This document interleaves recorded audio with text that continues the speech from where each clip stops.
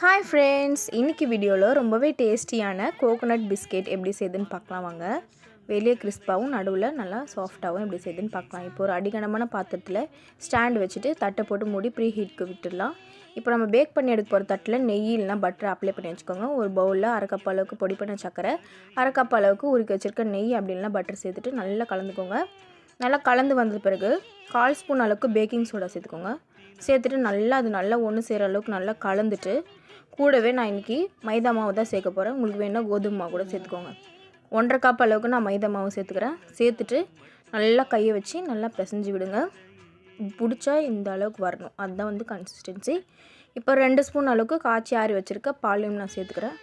தேவைன்னா நம்ம அப்புறமா சேர்த்துக்கலாம். அப்படி நல்லா பிசைஞ்சு விட்டுட்டு எனக்கு பால் பத்தல, அதனால இன்னும் கொஞ்சம் பால் ஊற்றிட்டு கூடவே அரை கப் அளவுக்கு துருவி வச்சுருக்க தேங்காயும் சேர்த்துட்டு நல்லா பிசைஞ்சிக்கலாம். இப்போ பாருங்கள், இந்த அளவுக்கு டோவாக வந்தோடனையும் ஒரு 5 மினிட்ஸ் அப்படியே ஊற வச்சிடலாம்.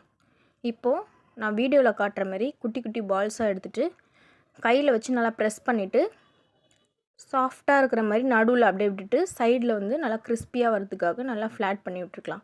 நடுவில் இந்த மாதிரி மேடாக இருந்தால் தான் பார்க்கறதுக்கு அப்படியே தேங்காய் பிஸ்கெட் மாதிரி ஷேப் நம்மளுக்கு வரும்.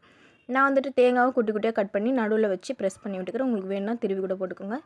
இப்போ நான் வந்துட்டு அப்ளை பண்ணி வச்சுருக்க நெய் பிளேட்டில் ஒன்று அடக்கிட்டு ப்ரீ ஹீட் பண்ணி வச்சுருக்கிற இந்த குக்கரில் நான் ஆட் பண்ணிவிட்டு 45 மினிட்ஸ் லோ ஃப்ளேமில் வச்சுட்டு மூடியை போட்டு வேக வச்சு எடுத்தோன்னா ரொம்பவே டேஸ்டியான கோகோனட் பிஸ்கெட் ரெடி. பாய்.